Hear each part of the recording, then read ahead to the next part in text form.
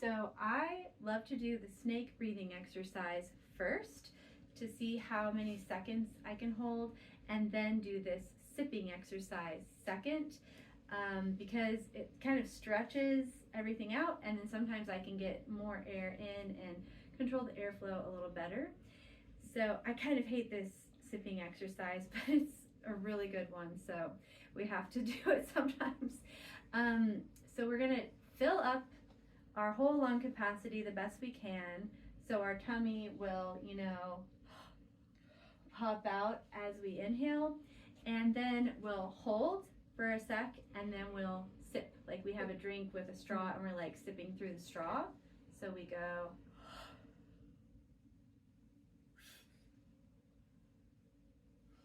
like that.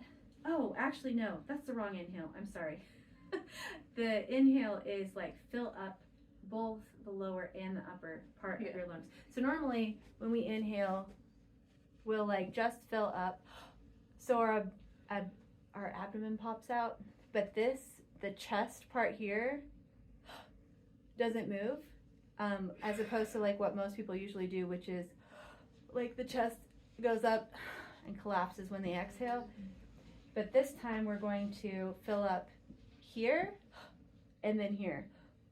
So we have like, that's how like a low brass player would breathe, like a tuba player. You have to fill up both parts. So we're gonna inhale that way, so we're like, and you can hear when I'm talking how my voice sounds a little strained when I have that much air, which is why we don't normally breathe that much air. So that's like interesting to notice. If you have a giant instrument like a tuba, which I actually did play for a few weeks till they found someone taller, which is a little prejudiced of them. Yeah. But anyways, you actually do need to have like everything filled up, because you have this giant instrument to fill up. But when we just have our tiny little larynx, we can't control the airflow as well when we're too full of air, and so we get that strain sound. The only way we can regulate the airflow when it's that full is to use our muscles in our face, jaw, tongue to regulate the airflow, and we want to be using our abdominal wall instead, and our diaphragm naturally will also help with control. That's an involuntary muscle. So anyways, so let's do the inhale the real way that you know now, since I remembered finally. And then we'll hold and then sip one time. So filling up.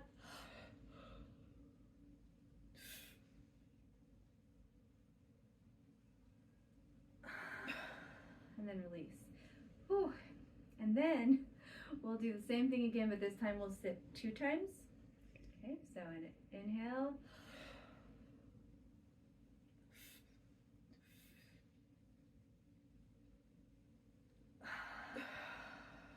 And so the goal would be, when you get the first inhale, you feel like you have no capacity left. You're totally full of air. You couldn't possibly take in any more, and then we do. Yeah. We do it anyway. So here we go again, filling up.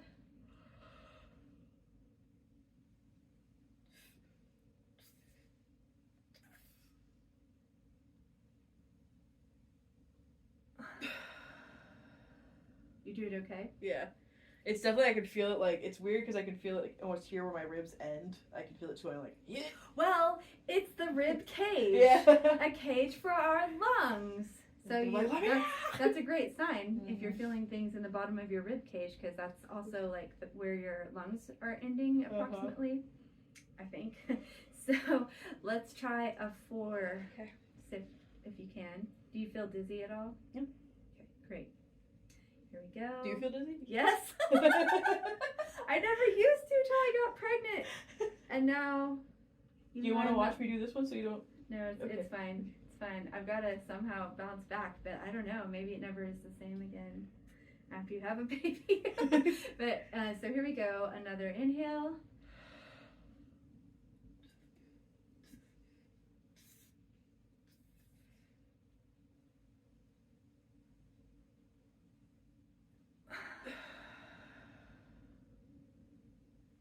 Doing okay? Yeah. Okay. Try the 5 one by yourself. Okay. Actually, I'm sorry. I feel so bad. Yeah, we would do breathing gym in choir, and this was kind of it reminds me kind of that. I used to be able to do 15 sips. No problem. I don't know if I can get to 15, but Well, let's see how far we can go. I'll jump back in a sec.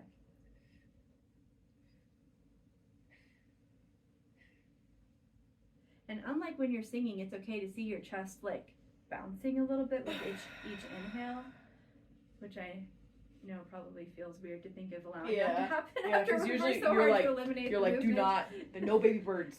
Yeah, but right now, you're totally full, so your chest probably and your shoulders should probably bump up a little bit. So let's try another one. I'll join you back in now on 6.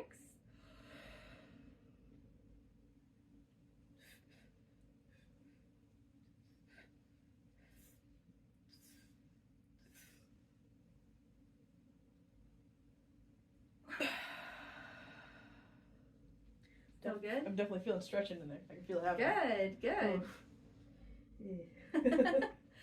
And so my thought is this is stretching out the costal and intercostal muscles between your ribs in the rib cage, so you have more freedom of movement when you inhale, so you can take in more air with greater ease, I think.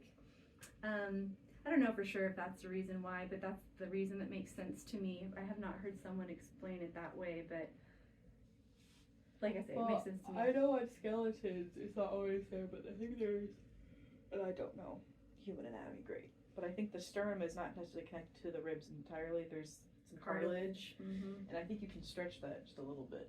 Cartilage can stretch? Not stretch it, but it's more flexible. It can move. Yeah, could be. So you want to try 7? You still okay? I think 6 is my limit. Okay. I think 6 was my So limit. maybe at home when you practice with this, you can try to do 7. Okay? It's okay if you can't. I won't judge.